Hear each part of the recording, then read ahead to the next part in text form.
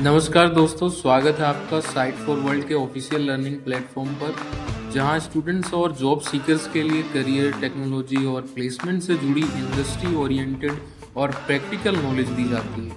अगर आप अपनी स्किल्स को नेक्स्ट लेवल तक ले जाना चाहते हैं तो आप बिल्कुल सही जगह पर आए हो। चलिए शुरू करते हैं आज का इम्पोर्टेंट सेशन। नमस्ते स्टूडेंट्स, आज का टॉपिक है distributed transactions from myth to reality. आप रेडी हो? फोकस मोड ऑन है ना? मोबाइल साइड में रख दिया? स्क्रीन पे पूरा ध्यान है? चलो शुरू करते हैं। तो आज हम क्या क्या कवर करने वाले हैं? सबसे पहले हम समझेंगे कि आखिर इतने सारे डेटाबेसेस को मैनेज करने में चैलेंज क्या है। फिर हम इसका क्लासिक सॉल्यूशन यानी 2PC देखेंगे। उसके बाद हम एक बहुत बड़े मिथ को बस्ट करेंगे और आखिर में नई टेक्नोलॉजी और नए आर्किटेक्चर को एक्सप्लोर करेंगे जिससे ये सब पॉसिबल हो पाया है। ठीक है, चलो सबसे पहले सेक्शन से शुरू करते हैं और समझते हैं कि ये प्रॉब्लम है क्या और ये इतनी मुश्किल क्यों है। तो डिस्ट्रीब्यूटेड ट्रांजैक्शन आखिर होता क्या है? बिल्कुल आसान भाषा में ये कुछ ऑपरेशंस का एक ग्रुप है जो एक से ज्यादा डेटाबेस पर चलता है। सोचो, ये डेटाबेसेस अलग अलग कंप्यूटर्स पर हो सकते हैं जो एक नेटवर्क से जुड़े हैं। इसका बेस्ट एग्जाम्पल है ऑनलाइन शॉपिंग। जब आप कुछ ऑर्डर करते हो तो एक ऑपरेशन इन्वेंट्री डेटाबेस अपडेट करता है, दूसरा पेमेंट डेटाबेस और तीसरा शिपिंग वाला। ये सारे मिलकर एक डिस्ट्रीब्यूटेड ट्रांजैक्शन बनाते हैं। अब इसका सबसे जरूरी रूल, गोल्डन रूल, ये है कि ऑल और नथिंग। मतलब या तो सारे डेटाबेसेस में चेंजेस सक्सेसफुली सेव होंगे या अगर एक भी फेल हो गया तो सब कुछ पहले जैसा हो जाएगा, यानी रोल बैक। ऐसा बिल्कुल नहीं हो सकता कि पेमेंट कट गई पर इन्वेंट्री अपडेट ही नहीं हुई। डेटा की इंटेग्रिटी सबसे ऊपर है। ठीक है, समझ आ रहा है? चलो अब देखते हैं इस प्रॉब्लम का क्लासिक सोल्यूशन क्या है। वो सोल्यूशन जो हर सिस्टम डिजाइन इंटरव्यू में आपसे जरूर पूछा जा सकता है। ये है टू फेज कमिट प्रोटोकॉल, जिसे हम 2PC भी कहते हैं। इसको ना एक एग्जाम्पल से समझते हैं। मान लो आप एक मल्टी सिटी वेकेशन बुक कर रहे हो, तो जो ट्रैवल वेबसाइट है वो है हमारा कोऑर्डिनेटर और जो एयरलाइंस और होटल्स हैं वो हैं पार्टिसिपेंट्स। फेज 1 में वेबसाइट सबसे पूछती है, भाई सीट या रूम अवेलेबल है, बुक कर दूं? ये है क्वेरी टू कमिट। जब सब यस बोलते हैं इसका मतलब वो प्रिपेयर्ड हैं। अब आता है फेज 2। जब सबका यस आ जाता है तब वेबसाइट एक फाइनल कमिट मैसेज भेजती है और बुकिंग कंफर्म हो जाती है। लेकिन अगर एक ने भी नो बोल दिया तो सबको रोल बैक मैसेज जाता है और सारी बुकिंग्स कैंसिल हो जाती हैं। यहां स्क्रीन पर हम पूरा मैसेज फ्लो देख सकते हैं। देखो, कोऑर्डिनेटर क्वेरी टू कमिट से स्टार्ट करता है, फिर सारे पार्टिसिपेंट्स वोट करके रिप्लाई करते हैं और आखिर में कोऑर्डिनेटर का फाइनल कमांड आता है, कमिट या रोल बैक, जिसके बाद पार्टिसिपेंट्स कंफर्म करते हैं। ये सीक्वेंस बहुत इंपॉर्टेंट है। लॉजिक समझ आया या सिर्फ देख रहे? देखो, 2PC काम तो करता है पर इसकी एक बहुत बड़ी प्रॉब्लम है। ये एक ब्लॉकिंग प्रोटोकॉल है। मतलब जब तक कोऑर्डिनेटर का फाइनल डिसीजन नहीं आ जाता सारे रिसोर्सेज लॉक्ड रहते हैं, बस वेट करते रहते हैं। और सोचो, अगर कोऑर्डिनेटर ही क्रैश हो गया तो पूरा सिस्टम हमेशा के लिए ब्लॉक हो सकता है। और इसी लिमिटेशन ने डिस्ट्रीब्यूटेड ट्रांजैक्शंस को बदनाम कर रखा है। माइंड इधर ही है। तो 2PC की इन्हीं प्रॉब्लम्स की वजह से इंडस्ट्री में एक आम धारणा बन गई है। चलो देखते हैं कि नई रिसर्च उस धारणा को, उस पुराने आइडिया को कैसे चैलेंज कर रही है।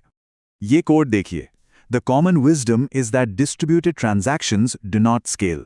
इसका मतलब है आमतौर पर यही माना जाता है कि डिस्ट्रीब्यूटेड ट्रांजैक्शंस स्केल नहीं कर सकते। यही वो मिथ है जिसे आज हम तोड़ने वाले हैं। यहां से कहानी में एक नया मोड़ आता है। तो रिसर्च से पता चला कि स्केलिंग की प्रॉब्लम प्रोटोकॉल की नहीं थी। असली दिक्कत हार्डवेयर लिमिटेशंस में थी। एक तो CPU पर एक्स्ट्रा लोड जो नेटवर्क मैसेजेस को प्रोसेस करने में लगता था, और दूसरा नेटवर्क की स्पीड। लेकिन अब सिस्टम रीडिजाइन और RDMA जैसे नए सॉल्यूशन से हम इन प्रॉब्लम्स को दूर कर सकते हैं। अगर इंटरव्यू में पूछा गया तो बता पाओगे? ओके, तो आखिर ये नया सॉल्यूशन है क्या? अब ध्यान से देखना, मैं स्टेप बाय स्टेप बता रहा हूं कि आजकल के मॉडर्न सिस्टम्स कैसे बनाए जाते हैं। सबसे पहले इस गेम चेंजिंग टेक्नोलॉजी को समझो, RDMA यानी रिमोट डायरेक्ट मेमोरी एक्सेस। ये टेक्नोलॉजी एक कंप्यूटर को अलाउ करती है कि वो दूसरे कंप्यूटर की मेमोरी को डायरेक्टली एक्सेस कर ले, बिना बीच में CPU या ऑपरेटिंग सिस्टम को लाए। इससे जो CPU ओवरहेड वाला बॉटलनेक था ना, वो पूरी तरह से खत्म हो जाता है। और इसी RDMA का फायदा उठाने के लिए एक नया आर्किटेक्चर बनाया गया है, NAMDB यानी नेटवर्क अटैच्ड मेमोरी डेटाबेस। जैसा आप इस डायग्राम में देख सकते हैं, ये कंप्यूट सर्वर्स यानी प्रोसेसिंग वाले सर्वर्स को मेमोरी सर्वर्स से बिल्कुल अलग कर देता है। इससे क्या होता है, आप कंप्यूट पावर और मेमोरी दोनों को अलग अलग अपनी ज़रूरत के हिसाब से स्केल कर सकते हो। तो अब प्रोसेस बहुत सिंपल हो जाता है। कंप्यूट सर्वर्स ट्रांजैक्शंस को रन करते हैं और RDMA का यूज करके सीधा मेमोरी सर्वर से डेटा उठा लेते हैं। कोई कॉम्प्लेक्स मैसेजिंग नहीं, सीधा मेमोरी एक्सेस। ये आर्किटेक्चर बहुत पावरफुल है। इसको नोट किया? वीडियो पॉज करो और इसे खुद ड्रॉ करने की कोशिश करो। और इसका रिजल्ट, क्या ये सच में स्केल करता है? बिल्कुल। इस नए आर्किटेक्चर से 56 मशीन्स पर 6.5 मिलियन डिस्ट्रीब्यूटेड ट्रांजैक्शंस पर सेकंड अचीव किए गए हैं। ये नंबर साफ साफ प्रूव करता है कि वो पुराना मिथ अब झूठ है।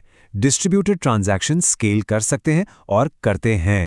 और इन सब का सबसे ज़रूरी नतीजा ये है, अब डेवलपर्स को परफॉर्मेंस के लिए डेटा को एक ही जगह रखने की चिंता करने की ज़रूरत नहीं है।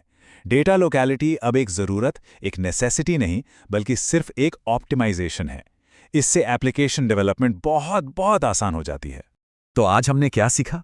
हमने मल्टीपल डेटाबेसेस के चैलेंज को समझा, फिर क्लासिक फिक्स 2PC की लिमिटेशंस को देखा, उसके बाद डिस्ट्रीब्यूटेड ट्रांजैक्शंस डोंट स्केल वाले मिथ को बस्ट किया, और आखिर में देखा कि कैसे RDMA और NAMDB जैसी नई टेक्नोलॉजी से हम मैसिव स्केल अचीव कर सकते हैं। समझ आया? क्लियर है? तो मैं आपके लिए एक सवाल छोड़ के जा रहा हूं। अब जब हम ये जानते हैं कि डिस्ट्रीब्यूटेड ट्रांजैक्शन स्केल कर सकते हैं, तो इससे हमारे माइक्रो सर्विसेज डिजाइन करने का तरीका कैसे बदलना चाहिए, सोचना इसके बारे में। अब आपका काम है प्रैक्टिस करना। अगर कोई डाउट है तो कमेंट सेक्शन में बताना। नेक्स्ट सेशन में हम एक और इंटरेस्टिंग टॉपिक देखेंगे। All the best, keep learning. तो हमारे चैनल को सब्सक्राइब कीजिए और वीडियो को अपने दोस्तों के साथ शेयर जरूर कीजिए। कमेंट सेक्शन में अपना डाउट या नेक्स्ट टॉपिक लिखना मत भूलिएगा।